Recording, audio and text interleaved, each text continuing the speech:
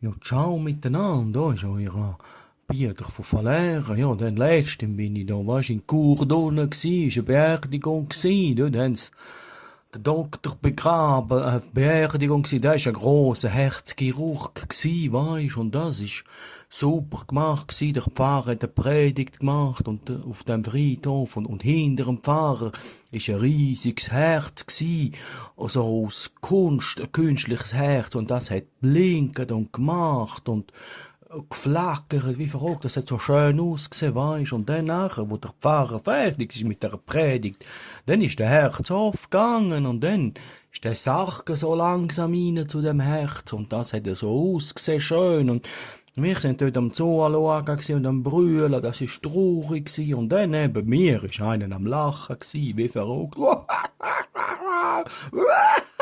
Und dann habe ich gesagt, spinnen Sie denn? Das ist eine traurige Beerdigung, da tut man nicht lachen. Er so, ich kann mich nicht mehr heben, ich kann mich nicht mehr heben. Sag ich, ja, was ist denn da so lustig an dieser Beerdigung?